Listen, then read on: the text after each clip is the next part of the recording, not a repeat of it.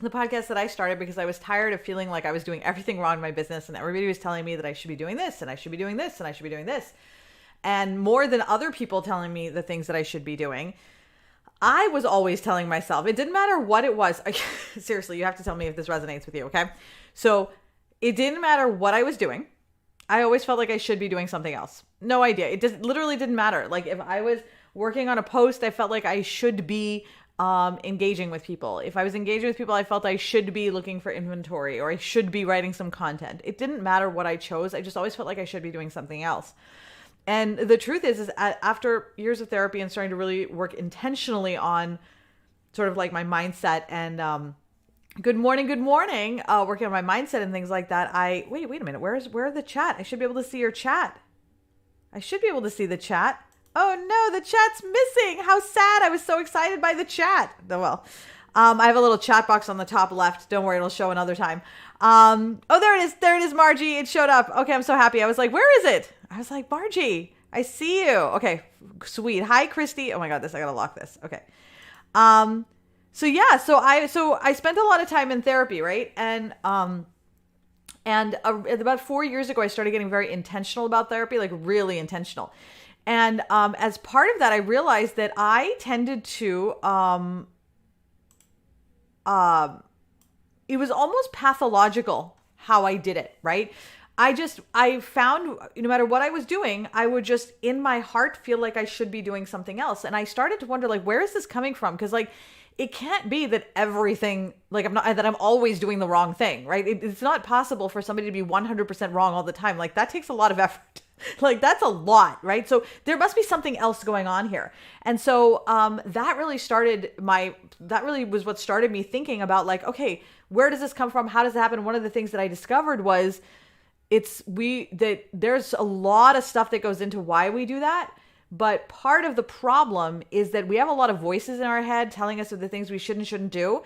And so much of it is junk that actually doesn't work. And we see that it's not working. So our eyes are showing us that it's not working, whatever it is. Like, and I mean on a bigger scale, right? For your business. Like generally speaking, what I'm doing right here isn't working, right?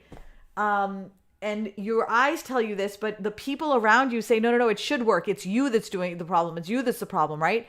But you're like, I don't think it's me. But like, you don't know enough to know, right? Because this is maybe your first, maybe your second business. I didn't know enough to know, right? It wasn't until I helped, as many business owners as I have, done my own business, worked with varying sizes until I did those things, that I realized that, wait a minute, hold on. This is not an individual person problem.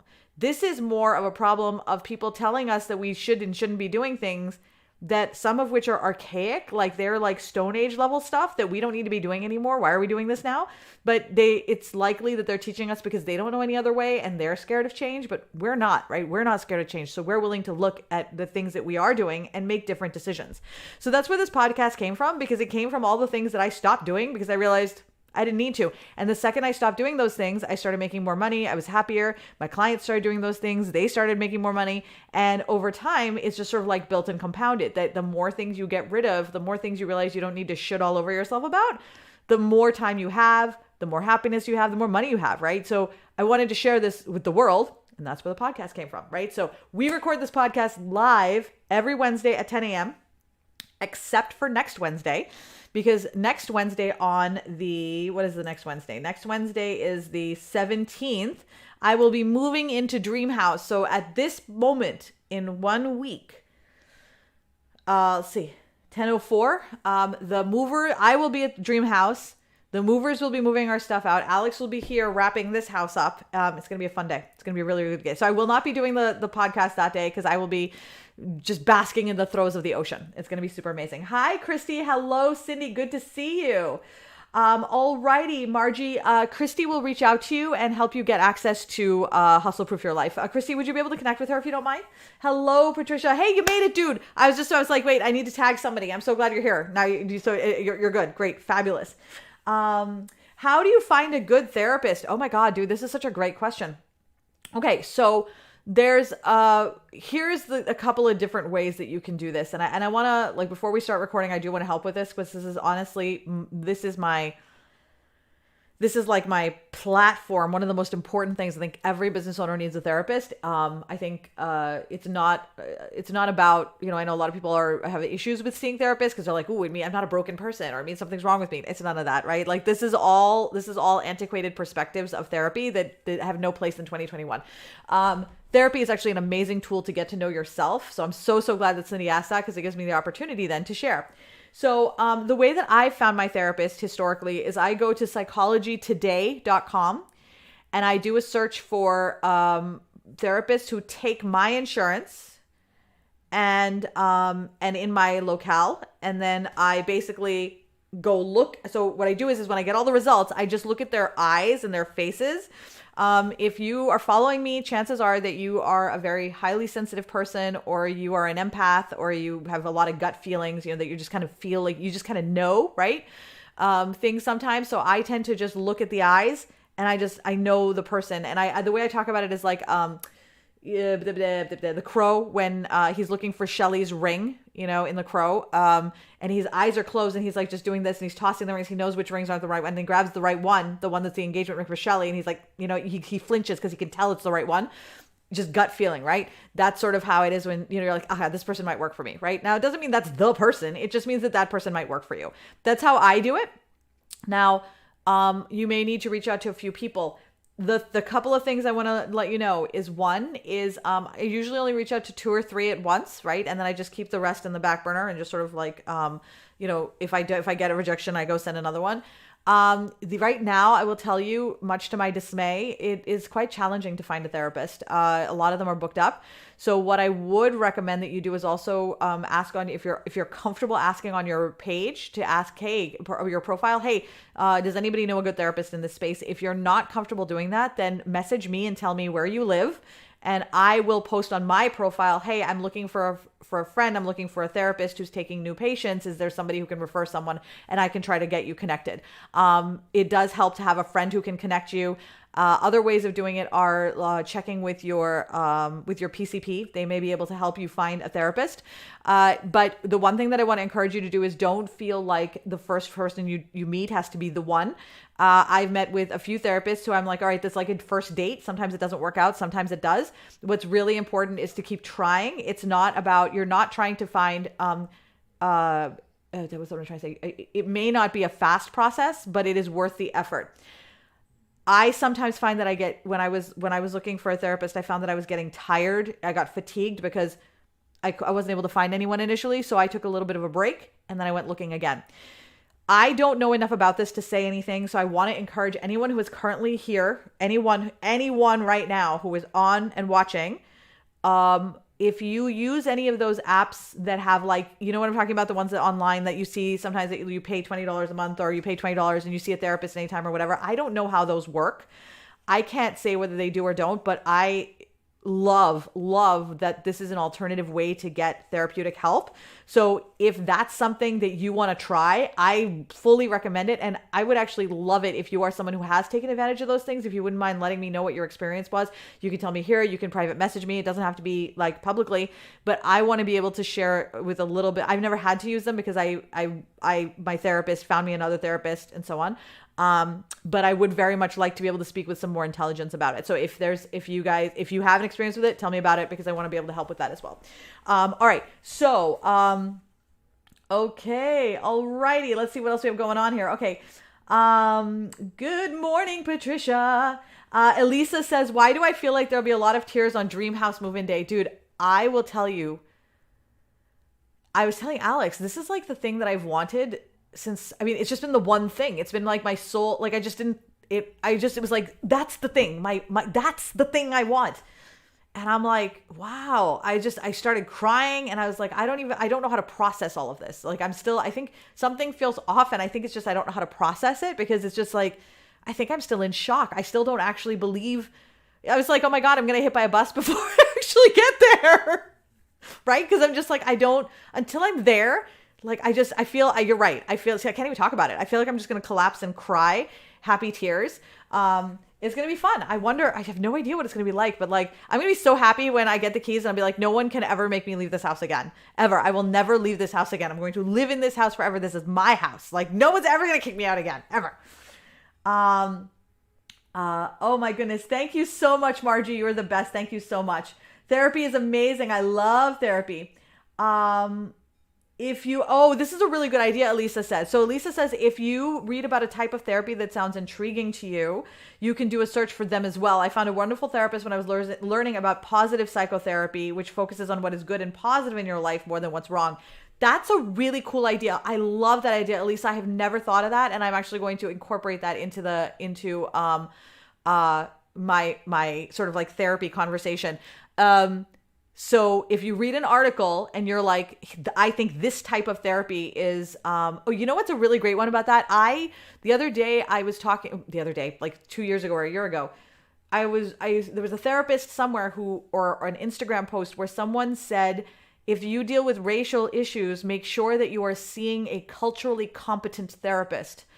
And I was like, whoa, that is not a term I was familiar with before. And my therapist before was very culturally competent, but it made me realize that, oh, okay, you know what? I may be like when I'm dealing with when I'm trying to work through my own race stuff, right? Like in terms of being biracial, when I comes to that point, I may need someone who works more in that area. So if you read an article on like People or Cosmo or whatever, where you're like, oh, this is an interesting type of psychotherapy or a type of therapy, look it up online for sure. Absolutely. Absolutely. Okay. Alrighty. So love this idea so much. Okay. So today's podcast, everybody, is going to be all about, being interesting on social media. Okay. Being interesting on social media. So let's talk, we're going to do like 3 or 4 minutes of an intro and then we're going to dive right in. Now, just as a reminder, we don't, while I'm recording, I don't look at the comments. I just kind of do the recording, look at my notes and just kind of get that out.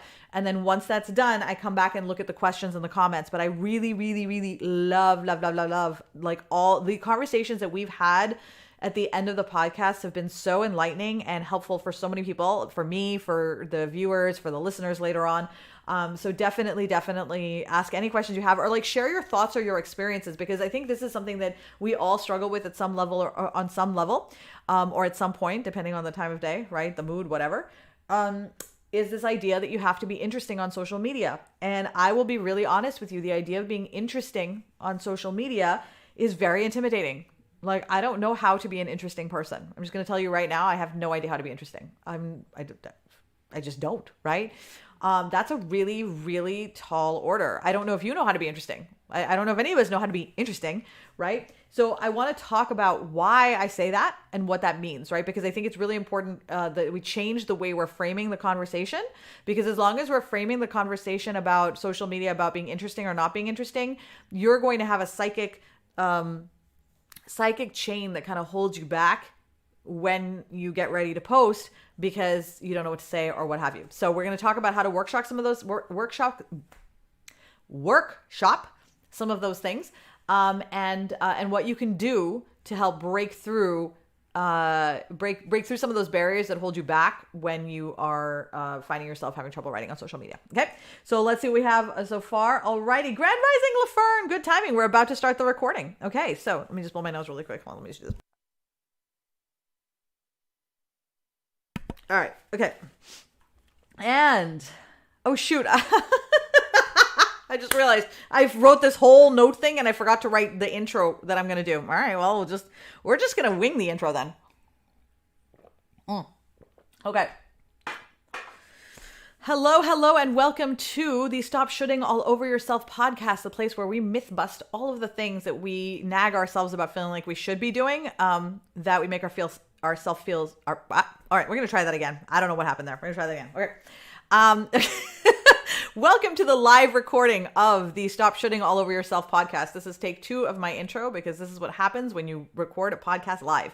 Today, we're going to be talking about this idea of being interesting on social media. And how important is it, right? How important is it that you be interesting on social media, or that people look at you and be like, oh my God, she's just so fascinating. I can't wait to see what she's doing next, right?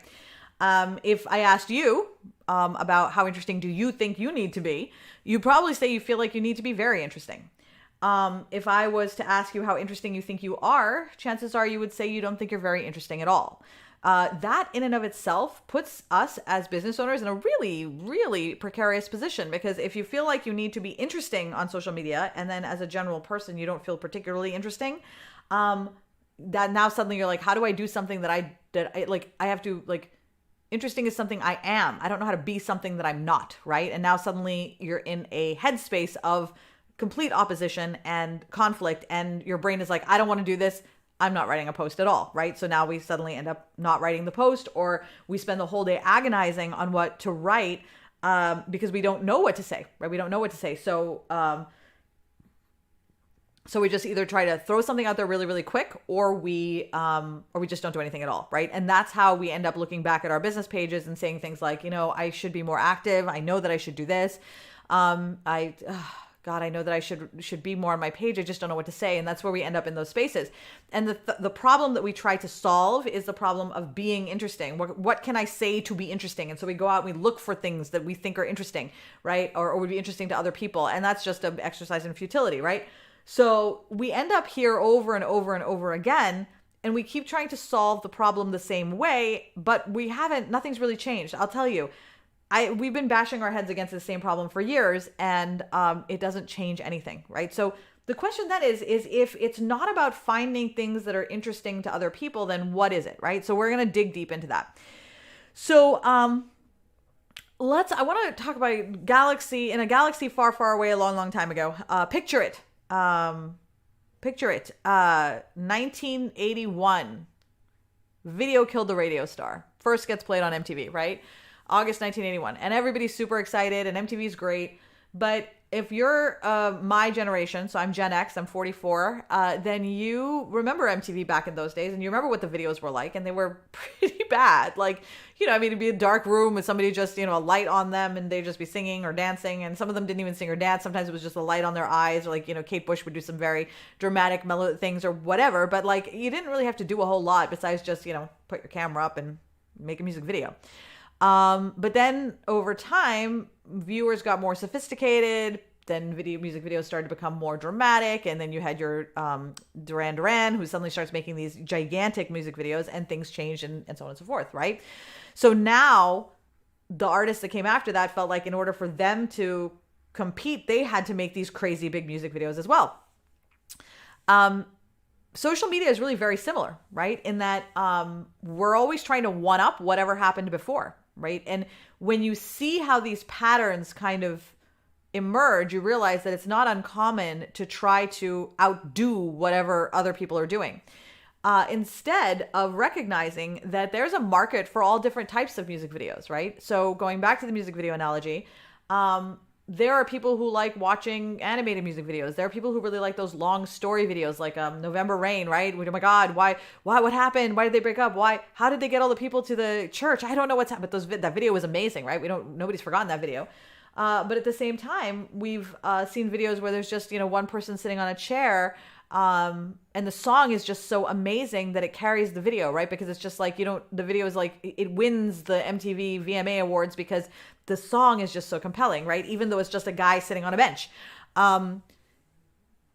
That also appeals to an audience, but they're totally different. One of them is constantly flashy and crazy, and the other one is just quiet and mellow and folksy and what have you. What happens in social media is that if social media first comes out and, well, actually forget about social media. Let's talk about Facebook Live. It becomes the big thing between 2015 and 2017, it started to really ramp up. And when it first came out, the fact that you were going live in and of itself was enough, right? The things that you post, or just when social media first came out, the things that you post, they're enough. It doesn't matter what you do at the time because it was so new. Like, remember when Facebook first came out and people just poked each other? That was interesting, right? Oh my God, somebody poked me. I actually remember the first person that I poked, and I remember he poked me back. He's Aziz. Like, he poked me back, and I was like, oh, look, you poked me back. How cool, right? That, when I look back, that's not terribly interesting. But when I was in it and I poked him and he poked me back, that was so interesting, right? What each person thinks is interesting changes from year to year, day to day, moment to moment.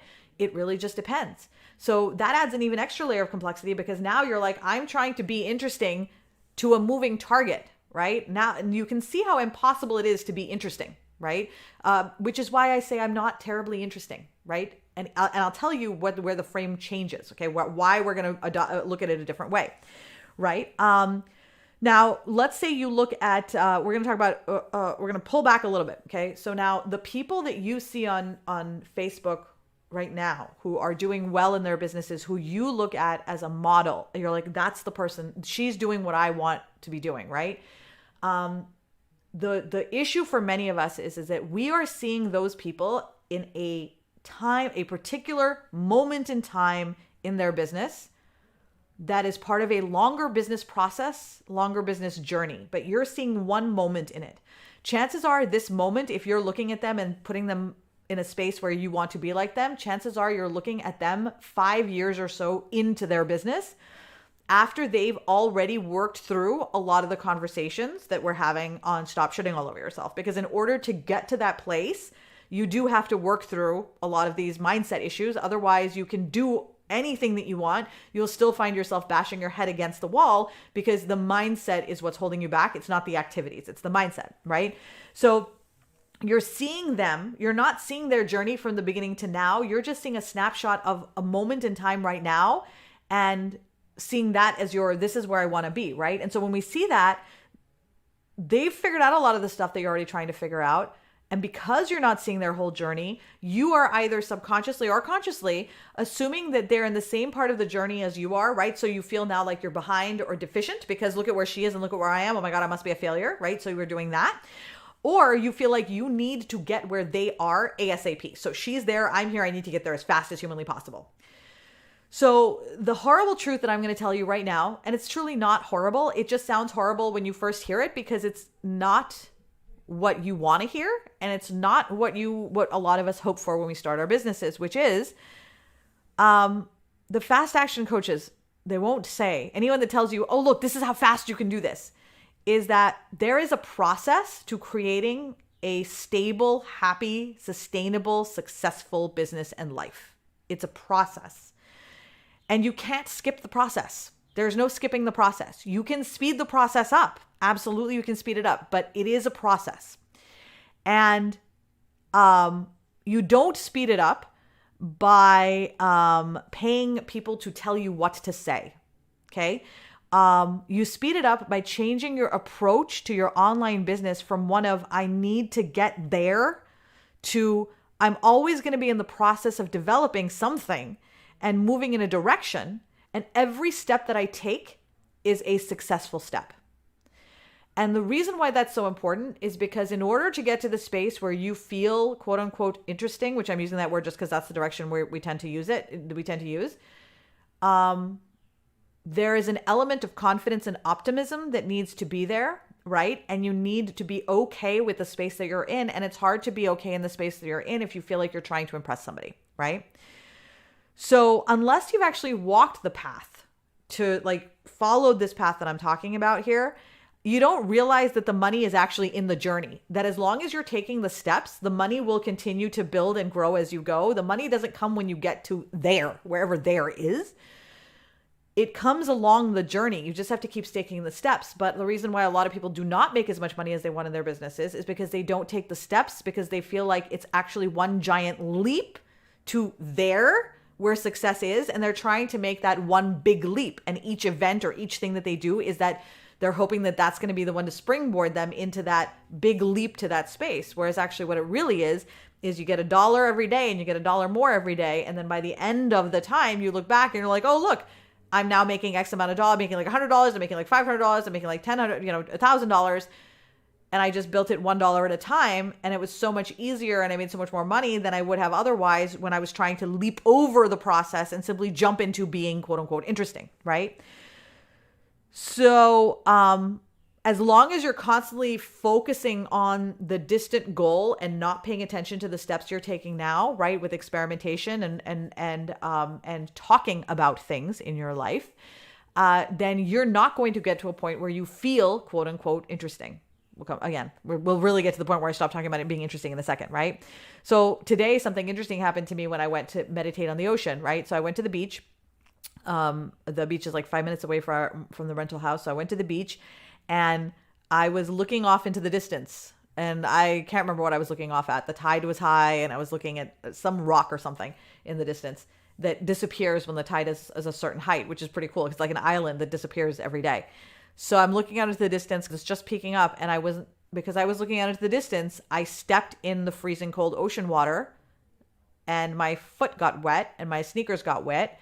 And that was before I even had a chance to meditate yet, right? So I meditated with the freezing, cold sneakers and stuff, right? Because I wasn't looking where I was going. I wasn't paying attention to the steps I was taking. I was too busy looking off into the distance. And so I stepped in the really cold water, and now I had to meditate with cold feet. That's what happens, right? What you're thinking you're seeing, what you think you're seeing as success is actually one day in the process of someone's business. So the first rule of Fight Club is to chill out. Stop trying so hard to be something that you see online, trying to be those people, right? Stop trying to be interesting, be engaging, be whatever it is. I want to start, before we talk about the solution, I really want to be really clear the fact that what you are is more than enough. I promise you. I've been doing this for a really long time. I've worked with a lot of business owners. What you are is more than enough for your audience, more than enough. You don't have to be anything that you're not. In fact, it's so much more than enough that as you go through really leaning into yourself, you'll find that there's things that you don't even have to talk about or want to share, because you have so much of you being enough that you have a surplus, right? So now, let's come back to that conversation about being interesting. I'm finally going to tell you why being interesting is impossible, right? Because you think these people are interesting because they're talking about a lot of different things and people are listening to them. What you're seeing is not that they're interesting. Okay. Here's what you're actually seeing. You're seeing that they're interested, not interesting, interested. Okay. There is a very big difference between being interesting to other people and being interested in other things, interested in other people. Okay. So I want you to take a minute right now and think about the things that you're interested in, right? If you can't think of anything, okay, so just think about it for a second. Pause this if you need to. If we're live, you can't pause it, but you can think about it later. If you can't think of anything that you're interested in right now, then that's actually your problem. It's not that you're not interesting. It's not that you're boring. It's that you're bored. You're bored, not boring. You're bored. So now, because you're bored, you feel boring when you're live, because you yourself are not feeling engaged in things. And if you don't feel engaged in your life outside of work and, with your family and books and hobbies and activities and, food and just enjoying other things, then you will not feel fulfilled, and you will not be able to show up the way you want on a live because you're not feeling engaged, right? So how can you engage others if you don't feel engaged, right? So I want you to sit back, right? And I want you to think about the things that you are interested in, right? Are you interested in curling, the sport, right? Are you obsessed with The Bachelor or The Big Brother, right? I read the synopses for The Bachelor, like The Bachelor, 90 Day Fiance, Bachelorette. I read the synopses for all of them. I don't watch any of them, but I read the synopses. I'm super interested in People's Sexiest Man of the Year. Paul Rudd, everybody. It's Paul Rudd. Yes, it is. It's Paul Rudd. He's amazing, right? Maybe you love true crime shows. Katie Gunther, my email marketing manager and a member of the squad, she's obsessed with those true crime shows like Snapped and things like that. She loves it, right? Maybe you feel insanely strongly about something like cannabis use or chronic illness or women being able to breastfeed in public, things like that, right? Do you play video games? Is there a TV show that you love? Is there a book or a magazine? It doesn't have to be something crazy. It just has to be something that you like to do or something that you like to engage in. If you have trouble being interested in things, okay? So if you have trouble being interested in things, there are a few possible reasons for this, okay? If you have trouble being interested in things, then it could be that you are depressed, because if you find it hard to take interest in things in your life, that is a symptom of depression, or it could be an underlying illness. So make an appointment to see your doctor, make sure that you're eating enough, make sure that you're taking care of yourself. It may not seem like this is how all of these pieces that you've heard people talking about, that when before I actually started to see how these pieces fit together, I didn't know why self-care had anything to do with making more money. I was like, this makes no sense. There's no connection. Now I understand exactly where that connection comes from. it's because if you are feeling unengaged or disengaged because of a health issue or a mental health issue or whatever, then you will find it hard to be engaged in things, which means you will find it hard to engage with other people and then want them to engage with you, right? And so it creates a whole cascade. So making sure that you are taking care of yourself, seeing your doctors, making sure that those things are done is really, really, really important. So make sure that you're taking care of yourself. The second thing is that you're burned out, right? That's another reason why. If you are burned out, then you're not going to feel interesting. You're not going to feel interested. You're not going to feel like you want to do anything at all because you're just so tired and so burned out. You don't really have the emotional bandwidth or stamina to be able to spend time on doing anything that just isn't laying there staring at the ceiling when you're not working because you're just so tired. That's a very, very real and scary space to be in. And it also is a precursor usually to having a lot of health issues. So there's usually a combination happening here. So the first thing that I want to recommend is that you go to hustleproofyourlife.com and I want you to download the handout. Okay. So download the handout at hustleproofyourlife.com. And what that will do is it will give you a tool that will allow you to eliminate about 20 hours from your week of work.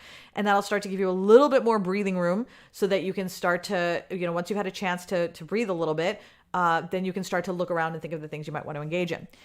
The key thing about being interested is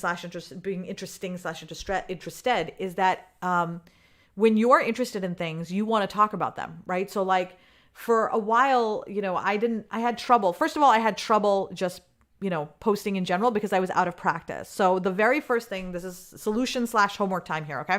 So the very first thing that I want you to know is that it takes practice to get good at doing this. So you're not going to go to, like, let's say tomorrow you take up crocheting and you're like, okay, I'm going to make a post on social media, right? Your first post may not get the response you're looking for. The second post may not get the response you're looking for. It's really important to recognize that writing on social media to create a conversation takes practice and it takes intention, right? So your first, your second, your third may not work out exactly the way that you want, but it's a long-term investment. So don't give up on it early. There's actually a stop shooting that's going to come out that we're going to do probably after Thanksgiving, where we're going to talk about how many times people actually need to see your content before they're actually going to engage. So a lot of times what you see as rejection is just people maybe not even noticing it. So that's why you have to be consistent, whether you're seeing results or not. You absolutely must be consistent on continuing to do other things in your life and continuing to share about them on your profile and experimenting as you go. Okay. So that's the second thing is it's not enough to be consistent, right? Is that you want to experiment.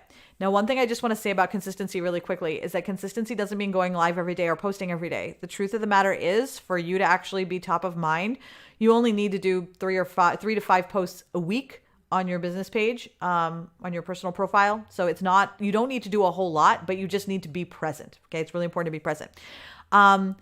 So you got 3 to 5 times a week, and then you want to experiment, right? Experiment with length, experiment with tone, experiment with images, pictures, media, and pay attention to the responses without judgment. Don't judge yourself, right? It's totally fine because this is an experiment and you're learning.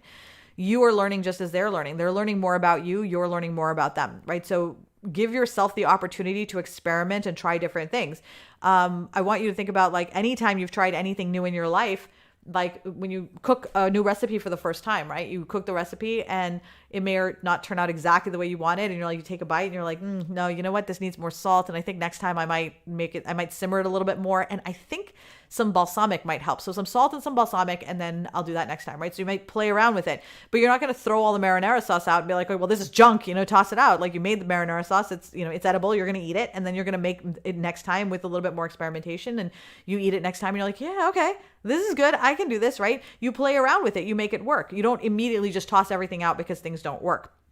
And I think in social media, because there's such an enormous emotional component, it's easier to like just put our heads in the sand and be like, oh my God, if I just don't look at it, then I don't feel that way, right? But if you recognize that this is part of the process, right? It's like teething. Teething sucks. Nobody wants to teethe. Babies are always in pain when they're teething. That's why they scream and cry and yell and scream. But the great thing that happens after you teethe is that instead of eating mushy, disgusting baby food all the time, you can eat steak, and steak is delicious, right? So the same thing is true for your practicing of your social media posts, in that that the more you practice and play around and, go through you get comfortable with just sort of going through the process. One, it actually gets less painful over time. And it doesn't even matter. Like, it just becomes a thing that you do without any, like, it's not even like I can bear the pain. You just don't feel anything. But then two, while you are feeling the pain initially, you get to eat steak on the other side, right? So when you get to eat steak on the other side, it's delicious. And now suddenly you're making money and you're feeling excited because people are engaging with you and you're like, this is the best day ever. But you had to get to the other side of it, right? So we got to practice. You're going to experiment. You need to do other things. This has to be a priority. If it can be a spa day, it can be a massage, it can be hobbies, activities. It can be hanging out with your kids. It can be taking a bath, trying a new bath bomb. It can be trying a new recipe. It can be trying a new show, reading a different article, whatever it is. It doesn't matter what you do. You have to get out there and do new things. I don't mean outside your house. I just mean do something different from what you're doing right now, out of your routine. That is a critical component to changing the way you feel about being quote unquote interesting. Going out there and doing something like, by the way, one of my friends, Katie, we talked about earlier, she took up sculpting, and my God, it's crazy. She's doing all this sculpting stuff, and every time she talks about doing clay and whatever, I just think about Ghost, right? And I know that, it's a whole class and everything, but like, that's all I think about. When you take up hobbies or do different things, you start to connect with other people who are doing the same things, and that automatically makes you feel better, which automatically then starts to create more enthusiasm for you when you're live, when you're posting. And over time, your enthusiasm becomes infectious and you start to create communities around the things that you're interested in. So it is a slow process, but once it starts to build on itself, it returns in dividends. It's like a jack in the box. You have to spring it down before you can press the button. Otherwise it doesn't work. And the further down you spring it, you pull it, you wind it, the further up it goes when you pop it out, right? And then lastly, be present, right? When you're doing the things that you're doing, do not do them for the purpose of being on social media. Do them for the purpose of doing them and enjoying them and being present. Take a couple of pictures. Write the post later. You don't need to write the post immediately. You don't need to do anything now. Just make sure you take the picture. You can write the post later. But make sure you are present in your post as well. So don't just make the post to get something up there. People can see through that a mile away, and that isn't interesting, and it wouldn't interest you, and you wouldn't be interested. You're not interested in that post either, right? That's the thing. That's the key. Are you interested in the post that you're making? If you're not interested in your post, right? If you're not interested in whatever it is and you can't tell people why you were interested, then they won't be interested as well. So it's not really so much about the interesting as much as it's like, I'm interested in this. Let me tell you why, right? Let me tell you why I'm interested, right? The pressure to one up whatever was done before you is suffocating. And so many of my clients don't post or even look at their social business because they think it's so intimidating, even though they know it's not going to solve the problem to not look at their social media, right? Without actually having a solution, it's the best option that you have, right? So if you don't actually have a solution for the way you feel about not feeling interesting, then it's just easier to ignore the problem or just, run over it really quickly, because that's really, even if it's a non-solution, it's better than the other solution, which is none, right? But I'll tell you, I went through content calendar after content calendar, and I tried schedules and I tried prompts, and nothing worked until I really started to examine why I was having so much trouble posting, and what barriers I had erected in my way over the years. And most of my clients have done the exact same thing, right? They've done the same thing. So that's where this comes in.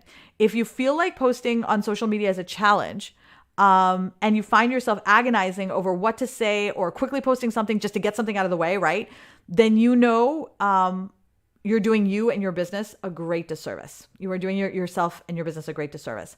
Rather than spend a lot of time trying to brute force or push through, take a step back and try a different approach, right? And turn it inward. What do you want to do today for fun? What new things would you like to try? And I can promise you, I make this commitment to you right now. It will be less painful.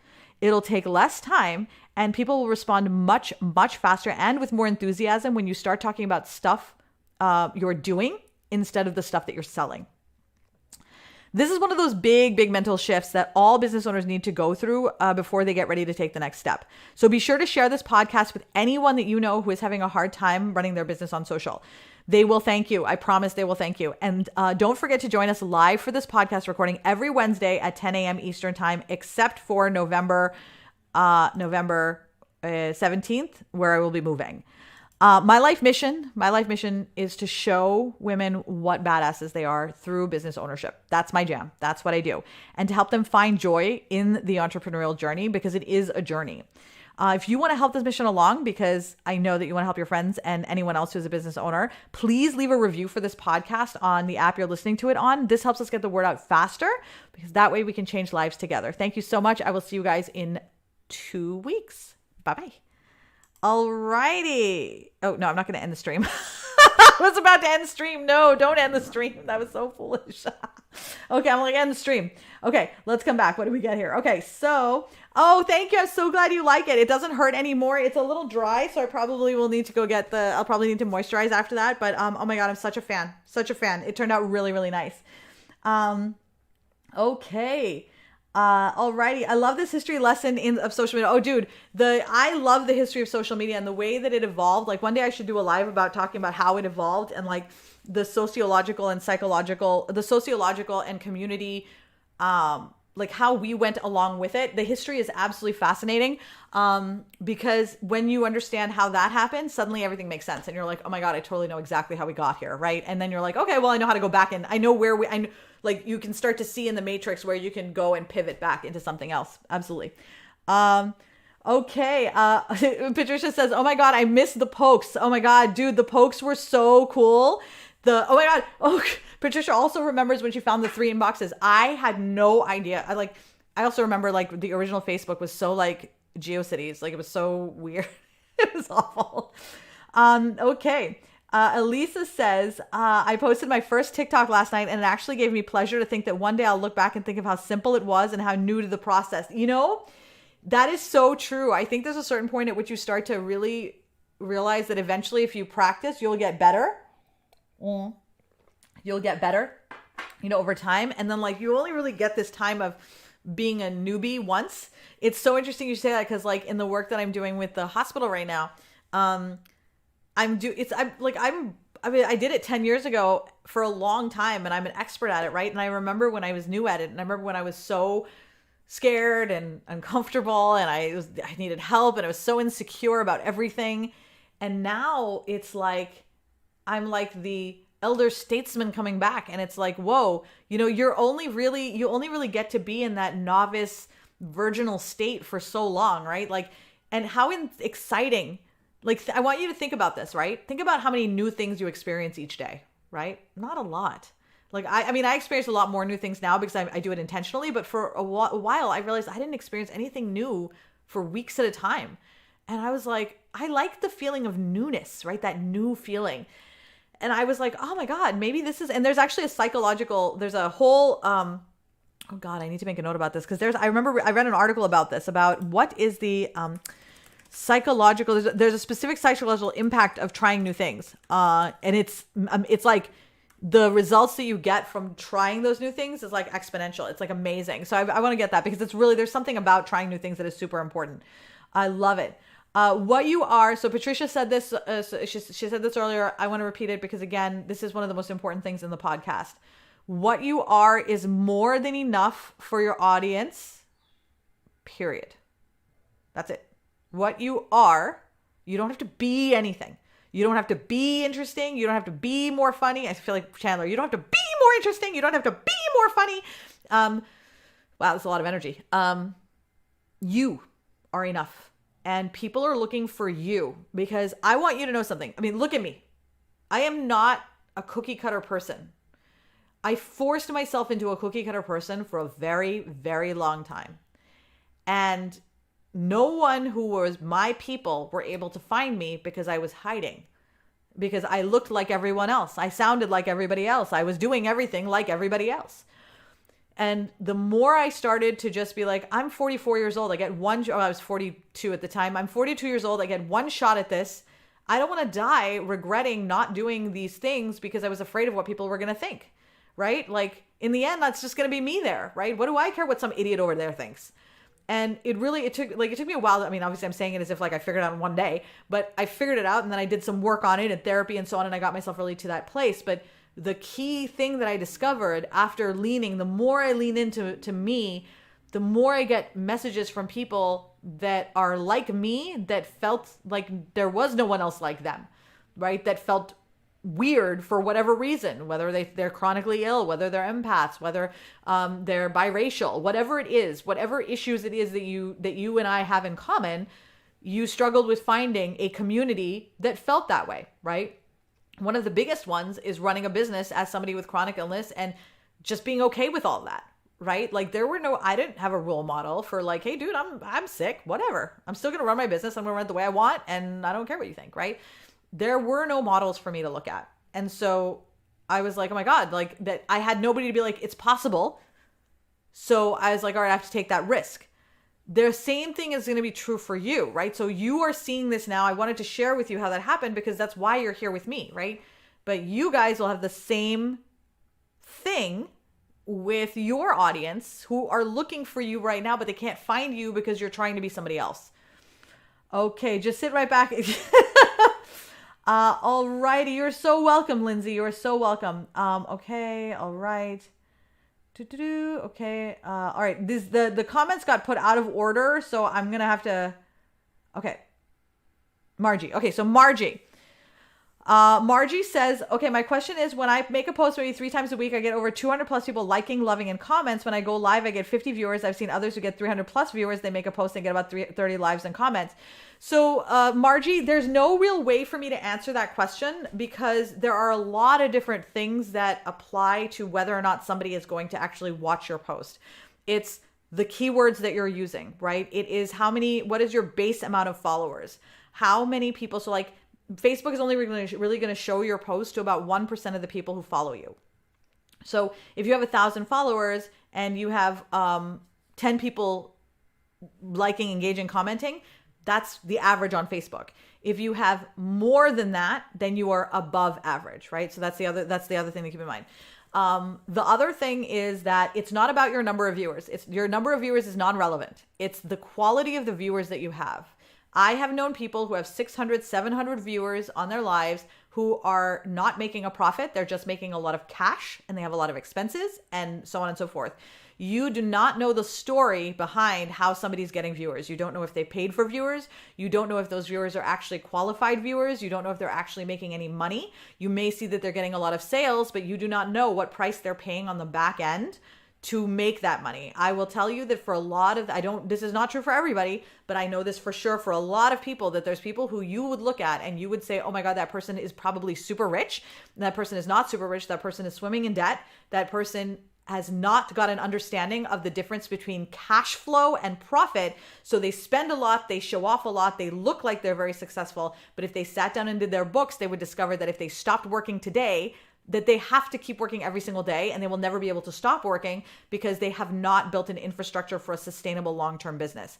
Rather than focusing on the numbers, which are completely irrelevant, I would focus more on who are the people that are coming, what is it that they are doing, how are they engaging with you, and what things are you doing, and how are you getting new people, right? That's the key. Don't be sharing, don't overshare. Don't have your audience overshare, right? Those are some of the things that are key, right? So I can't really go too deep into it because this is a bigger question than what you've simply asked. However, I wanted to give you just a brief overview to say that this idea of the numbers is an illusion of success. It doesn't matter what you're seeing other people have with numbers. It literally doesn't matter. I've seen people with 5 to 10 viewers making, having complete freedom of their schedule, making hundreds of thousands of dollars a year, and they get everything that they need. They're totally happy in their lives, but they only get a few viewers, for their lives because it's just one of the things that they do. I have Katie Gunther doesn't even go live on her page. She doesn't get anybody on her page because that's not what she uses it for. She uses Clubhouse and she has other ways of getting people. It's not about the numbers. It never is. And as long as you're focusing on the numbers, you are focusing on the wrong thing. Okay. Alrighty, let's see. Oh my God, GeoCities. GeoCities was amazing. Oh my God, I have ADHD so bad, dude. It is so crazy. So crazy. Elisa says, I climbed. Oh my God, this is so amazing. I climbed up to the peak of Weirdo Mountain and I totally planted my freak flag. Dude, that's amazing. Love that. That's what I did. I was like, the only thing that I think I made a mistake on is I really messed up my hair. I am not happy with how my hair looks. I don't feel like I look punk rock. I feel like I look sloppy. And I think maybe I'll feel like I look better if I looked more together in my outfit, but because I'm just, we're literally living out of bags and stuff. It's really hard. So I'm not liking my hair at all right now. Like at all. Okay. Alrighty. So Amy, you said I struggle with getting people interested in my post. I really want to encourage you to go ahead and listen to this once, like all through again. You're not trying to get people interested in your post. That's not the goal. You need to be interested in your life and what you're doing and just be sharing it with the world, and people will respond. If you are writing a post with the purpose of trying to get people to engage, right? That is going to be a challenge because people can feel that's what you're trying to do. And it's really important to look inward at this point, because if you're really trying to get because the way that you phrase that, right? I'm trying to get people interested in my post. I don't know how to get anybody interested in any of my posts. I don't know how to get you interested in anything. The only thing I know how to do is share value that's going to educate you to help you run your business. I can tell you things that are happening in my life and hope that it resonates and that and because I want to have an impact, right? And those are the things that I can do. The actual interested part, that's on them. There is nothing you can do in the world to make someone feel something about anything. You can only do your thing, and then they will respond to it according to their whole thing, right? So this pocket of people will see what you wrote and be like, not interested. They're going to walk away, right? This pocket of people will see what you're doing and they'll be super, ooh, that is interesting. Oh, I do like that. That is helpful for me, right? But when you say, I don't know how to get people interested in my posts, who are people, right? Define those people for me, right? I don't know who those people are. What do they talk about? What do you talk about, right? The getting people interested in your post is, again, you're focusing on the post and the interested, whereas really you're trying to build a business. When you're trying to build a business, you're trying to solve a problem. What problem are you trying to solve, right? Let's talk more about, I don't know how to have an impact on my audience. I would like to know how to educate my audience. What should I be educating my audience about? Now, those are actual questions that you can have an answer to, but I don't know how do I get my audience interested? No idea. No clue. Okay. Thank you. That makes sense. I just love you and loving you answer my questions. Oh, you're so welcome, Margie. You're so welcome. Okay. Oh, thank you. Thank you so much, Arndell. I don't know how to say her name. Oh, you've got to tell me how to say her name. Andrale? I love it. It's beautiful. I just want to know how to say it right. I'm going to say Andrale right now, but I'm going to need you to tell me if I'm wrong. Okay. All right. So we podcasted the shit out of this day. Here's what I want to leave you with. Ultimately, when you are engaging on social media, if you are trying to be interesting, you're putting an awful lot of pressure on yourself. Pressure that doesn't need to be there. If you are not feeling like you have anything interesting to say, and I'm using this word only because it's the word that it's just there. I'll need to find a better word eventually. It's more likely that you are bored and you are not spending enough time with you. You need to spend time with you. You need to find out what you like to do. What do you enjoy doing? How do you engage? And only once you know those things will you be able to show up and share things with the world that will elicit a response. Because people respond to enthusiasm, they respond to excitement, they respond to things that they have in common, and they respond to when you're genuinely sharing about something that you love. We're also very, very good at sniffing out inauthenticity or when somebody is trying to do something to get engagement. So a lot of people who are in business, I've seen the posts that get posted, they're reposts from other people's pages consistently over time. It's a post that you just threw out there. It's a post that you made because you're trying to get someone interested, which is not authentic, right? How many of us,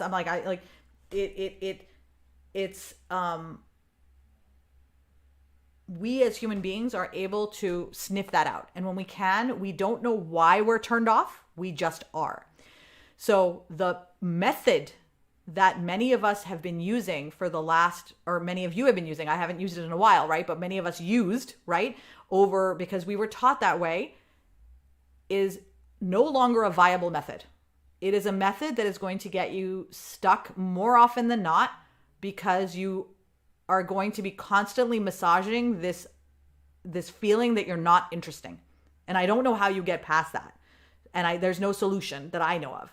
So we bypass it altogether and say, forget that. Forget that. We're going to move that to the side. We're going to approach this problem from somewhere else. Einstein said that if you gave me a problem, I'm going to say this wrong, I'm going to butcher it. Or maybe it was Edison. If you gave me 10 hours to solve a problem, I would spend 9 hours identifying the exact question I want to ask, 1 hour solving the problem. Because asking the right question is way, way, way, way, way, way, way, way, way, way, way more important than anyone gives it credit for. We always think that solving the problem is important. It's not as important as asking the right questions. If you ask the right questions, you can actually get to the solution a lot faster. If you try to solve whatever problem you think it is that you have, you could be bashing your head against the same problem for years, and a lot of us do. So the thing that I want to leave you with as you go is, are you boring or are you just bored, right? What have you done recently to take care of you and your needs in the entertainment, interest, engaging space? What have you done to engage yourself? All right, that is going to Andrea, that's beautiful. That is absolutely beautiful. I love it. Love it so much. Thank you so much, Andrea. Awesome. Okay. So, guys, this was epic. I'm so glad that you were here. Have a wonderful, wonderful day. I'm going to see you tomorrow at 10 a.m. with my sister. We're going to be here for the S&M show. We have no idea what we're talking about, but we're going to figure it out tomorrow because we are two very, very successful businesswomen who want to give you a sort of like an ear to the door of the things that we talk about when we're talking about business.